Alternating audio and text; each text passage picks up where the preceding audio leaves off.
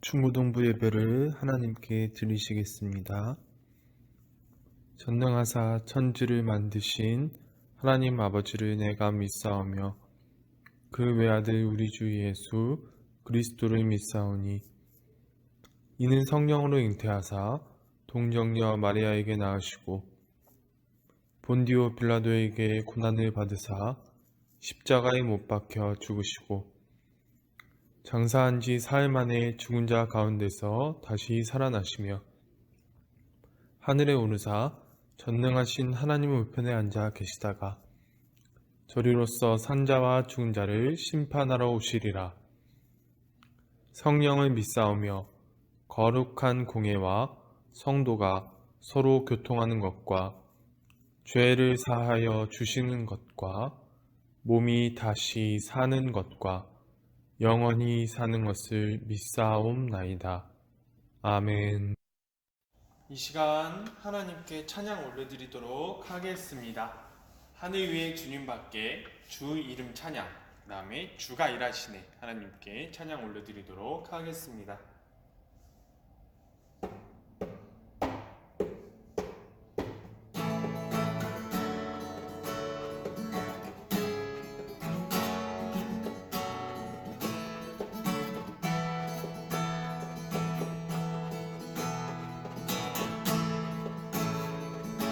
하늘 위에 주님밖에 내가 사모할 자 이 세상에 없네.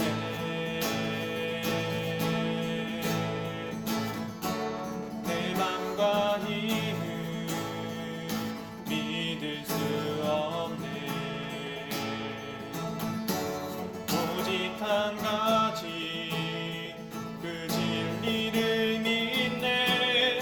주는 나의 힘이요, 주는 나의 힘이요, 주는 나의 힘이요. 영원히 주를 의지하리. 주는 나의 힘이요, 주는 나의 힘이요, 주는 나의 힘이요. 영원히 주를 의지하리.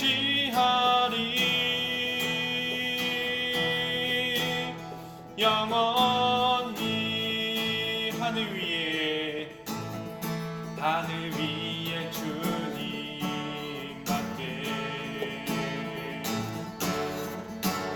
내가 사모할 자 이 세상에 없네. 내 맘과 힘은 믿을 수 없네. 오직 한 가지 그 진리를 믿네. 주는 나의 힘이요, 주는 나의 힘이요, 주는 나의 힘이요. 영원히 주를 의지하리. 주는 나의 힘이요, 주는 나의 힘이요, 주는 나의 힘이요. 영원히 주를 의지하리. 영원히 주 이름 찬양, 주 이름 찬양. 공유의 강물 흐르는 부요한 땅에 살 때에 주님 찬양, 주 이름 찬양, 주 이름 찬양. 거칠은 광야와 같은 인생길 걸어갈 때도 주님 찬양. 모든 축복 주신 주님 찬양하리. 어두운 날이 다가와도 난 왜 외치리 주의 이름을 찬양해 주의 이름을 찬양해 영화로운 주 이름 찬양 주 이름 찬양 주 이름 찬양 햇살이 나를 비추고 만물이 새롭게 되네 주님 찬양해 주 이름 찬양 주 이름 찬양 하늘이 험할지라도 고통이 따를지라도 주님 찬양해 모든 축복 주신 주님 찬양하리 어두운 날이 다가와도 난 외치리 주의 이름을 찬양해 주의 이름을 찬양해 영화로운 주 이름 찬양 주님은 주시며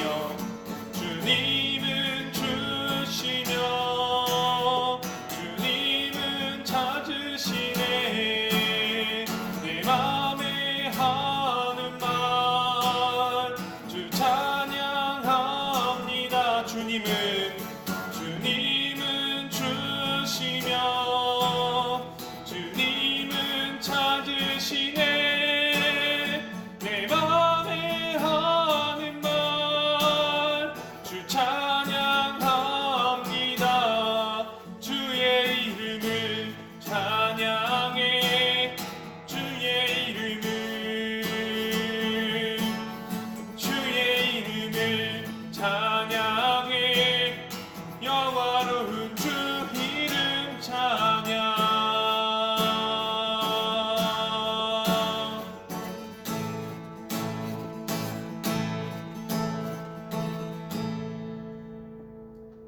아멘.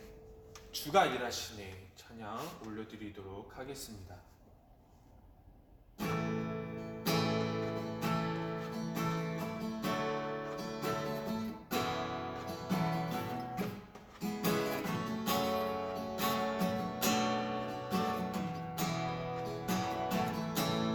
날이 저물어 갈 때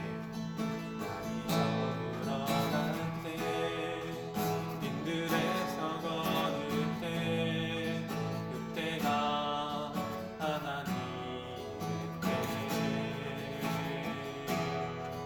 내 힘으로 안 될 때 빈손으로 걸을 때 내가 고백해 여호와 이래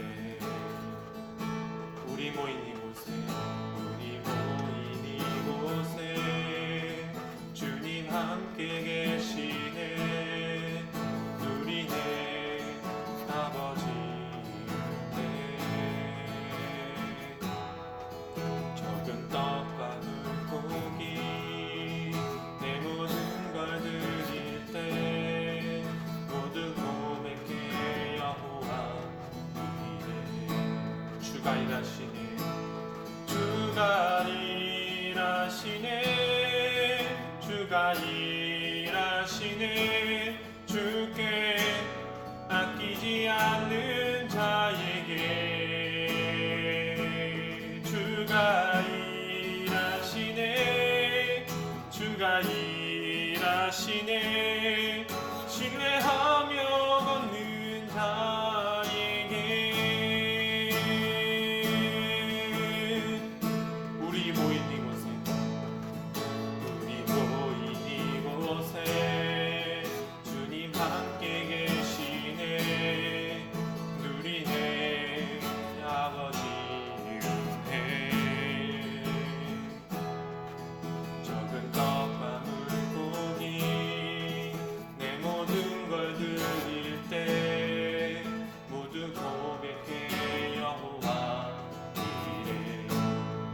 주가 일하시네 주가 일하시네 주가 일하시네 주께 아끼지 않는 자에게 주가 일하시네 주가 일하시네 신뢰하며 걷는 자에게 주가 일하십니다 주가 일하시네 주가 일하시네 주께 아끼지 않는 자에게 주가 일하시네 주가 일하시네 신뢰하며 걷는 자에게 신뢰하며 걷는 자에게 신뢰하며 걷는 자에게 신뢰하며 걷는 자에게 신뢰하며 걷는 자에게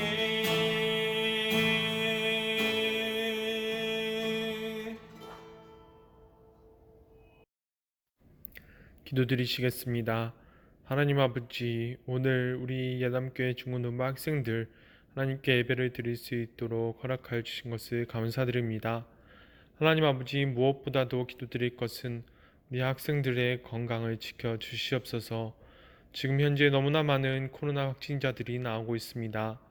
우리 학생들 중에서도 확진자가 있어서 어려운 상황에 처한 학생들이 많이 있습니다. 주님, 우리 학생들을 피 묻은 치유의 손으로 고쳐 주시옵소서. 그러므로 말미암아 아무 후유증 없이 무사히 나을 수 있도록 주여 은총을 베풀어 주시옵소서.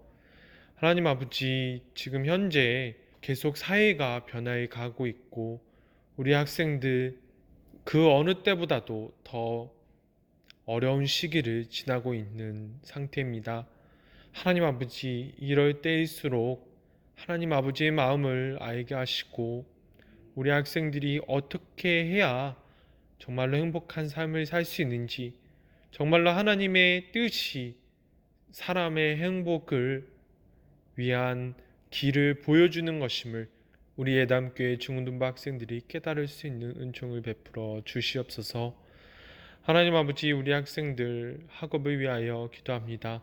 학업에 필요한 모든 것들을 주님께서 허락하여 주시옵소서.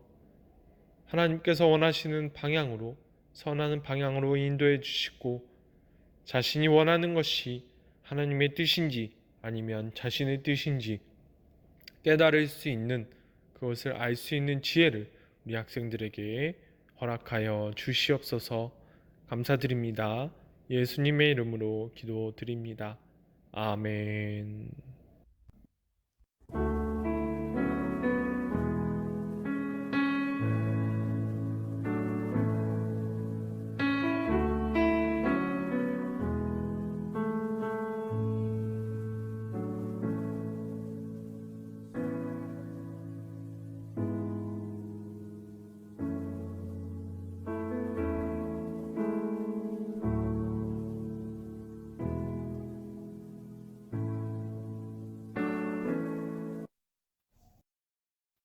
오늘 하나님께서 주신 말씀은 마태복음 15장 1절에서 11절까지의 말씀입니다.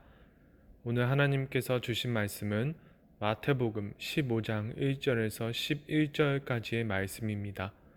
찾으신 줄 알고 봉독해 드리겠습니다.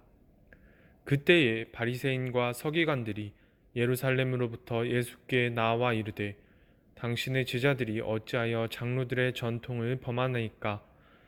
떡 먹을 때에 손을 씻지 아니하나이다.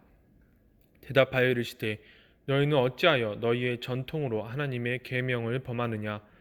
하나님이 이르셨을 때 내 부모를 공경하라 하시고 또 아버지나 어머니를 비방하는 자는 반드시 죽임을 당하리라 하셨거늘 너희는 이르되 누구든지 아버지에게나 어머니에게 말하기를 내가 드려 유익하게 할 것이 하나님께 들음이 되었다고 하기만 하면 그 부모를 공경할 것이 없다 하여 너희의 전통으로 하나님의 말씀을 폐하는도다. 외식하는 자들아, 이사야가 너희에 관하여 잘 예언하였도다. 일렀을 때 이 백성이 입술로는 나를 공경하되 마음은 내게서 멀도다. 사람의 계명으로 교훈을 삼아 가르치니 나를 헛되이 경배하는도다 하였느니라 하시고 무리를 불러 이르시되 듣고 깨달으라. 입으로 들어가는 것이 사람을 더럽게 하는 것이 아니라 입에서 나오는 그것이 사람을 더럽게 하는 것이니라. 아멘. 안녕하세요. 예담교회 중고등부 여러분. 오늘 예배를 드리러 오신 여러분을 환영합니다. 여러분, 우리가 저번 시간에 예수님을 믿는 사람들이 한 공동체가 되기 위해서 무엇을 해야 하는지에 대해서 알아보았는데요. 하나님 나라의 공동체는 먼저 만들어진 후에 무엇인가를 할 수 있는 것이 아니라 가르침이 이루어지고 삶으로써 하나님의 말씀이 선포되어지고 그러한 선포를 통하여 치유되어지는 사람들이 모여드는 과정들을 통해서 공동체가 만들어지는 것이라고 여러분들께 말씀을 드렸습니다. 예수님께서는 이 모든 것들을 행하심으로 말미암아 공동체를 이루어 나가셨습니다.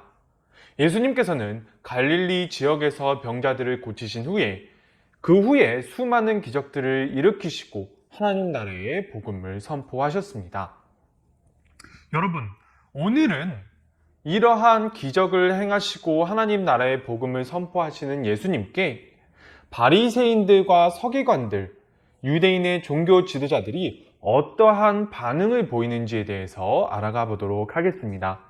여러분, 오늘 말씀의 줄거리를 설명해 드리면 바리새인들과 서기관들, 이 사람들은 하나님의 말씀을 연구하는 사람들이지요. 이 사람들이 예수님께 와서 따지는 모습으로 시작되어집니다. 그들은 예수님께 이렇게 질문합니다. 왜 당신의 제자들은 장로들의 전통을 지키지 않습니까? 왜 떡을 먹을 때 손을 씻지 않습니까? 이렇게 질문합니다. 그러자 예수님께서는 이렇게 대답하십니다. 그렇다면 너희는 왜 너희의 전통으로 하나님의 계명을 어기느냐? 하나님께서는 내 부모를 공경하라 하셨는데 너희는 너희 부모님을 복려하기 싫어서 너희 부모님께 드려야 할 제물을 하나님께 드리겠다고 하여 부모님께 드리지 않고 있지 않느냐? 너희는 너희의 전통으로 하나님의 말씀을 폐하고 있다. 이렇게 대답하셨습니다.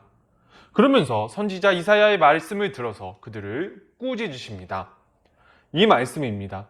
이 백성이 입술로는 나를 공경하되 마음은 내게서 멀도다. 사람의 계명으로 교훈을 삼아 가르치니 나를 헛되이 경배하는도다 하였느니라. 이렇게 말씀하십니다.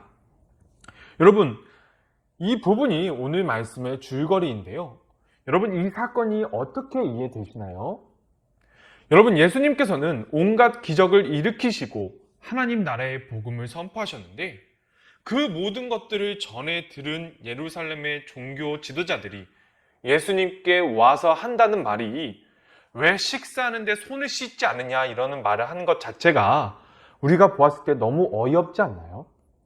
그리고 그 물음에 대하여서 예수님께서 어떻게 보면 나는 이러한 이유 때문에 손을 씻지 않는다라고 말을 하실 수도 있는데 그것과는 정반대로 너무나 강하게 그들을 질책하시는 모습을 우리가 보면서 이해가 안 되고 있지는 않으신가요? 여러분, 오늘 유대 종교 지도자들이 예수님께 와서 왜 손을 씻지 않냐고 물어보는 이 질문은 특별한 의미가 있는 질문입니다. 왜냐하면 이 음식을 먹기 전에 손을 씻는 관습은 바로 장로들의 전통이기 때문이지요. 여러분, 장로들의 전통이란 것은 유대교, 유대인 사회 가운데 그들이 하나님의 말씀을 해석해 놓은 책이 바로 장로들의 전통입니다. 이 장로들의 전통은 유대교 내에서 어떠한 의미를 가지냐면 유대교의 핵심 가르침이고 유대 민족의 정체성을 유지하려는 노력들의 결과물이에요. 그런데 예수님께서는 이 순간 그것을 틀렸다고 하시는 것입니다.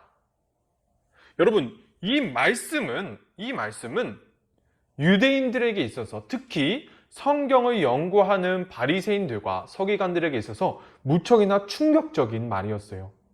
이 말씀은 예수님께서 이렇게 말씀하시는 것과 다름이 없으신 것입니다. 그것이 무엇이냐면 너희의 성경 해석은 하나님의 뜻과는 정반대인 것이다 라고 선언을 하시는 것이나 다름이 없으신 말씀이었어요. 그렇다면 여러분, 오늘 사건이 우리에게 주는 의미는 무엇일까요? 여러분, 전도사님이 오늘 본문을 설교 말씀으로 정한 이유가 있습니다. 그 이유가 무엇이냐면 바로 하나님을 믿는 우리가 하나님의 뜻대로 가는 공동체가 되기를 원해서예요. 여러분, 전도사님이 최근에 한 기사를 보고 많은 생각을 하게 된 기사가 있습니다. 그것이 무엇이냐면 바로 우크라이나를 침공했던 이제 러시아 대통령 푸틴이지요. 이 푸틴이 한 연설 가운데 한 말 중에 하나를 전도사님이 보고 나서 오늘 본문 말씀에 대해서 깊은 묵상을 하게 되었어요. 푸틴이 연설 가운데 이런 말을 꺼냅니다. 친구를 위해 자기 목숨을 버린다면 이보다 더 큰 사랑은 없는 것이다. 여러분, 이 말이 어디에서 인용된 말일까요? 여러분, 이 말은 성경에서 인용된 말입니다. 요한복음 15장 13절 말씀입니다. 여러분, 그는 병사들을 독려하기 위해서 이 말씀을 인용했어요. 하나님의 말씀을 인용했습니다. 그러나 여러분, 푸틴은 그 앞부분 15장 16절 말씀을 읽지 않았어요. 그 말씀을 여러분들께 읽어드리도록 하겠습니다. 내가 너희를 사랑한 것처럼 너희도 서로 사랑하라. 여러분, 예수님께서는 온 인류를 위하여 이 땅에 오셨고 모든 사람들을 구원하시기 위하여서 그 고통 가운데 십자가에서 돌아가신 분이십니다.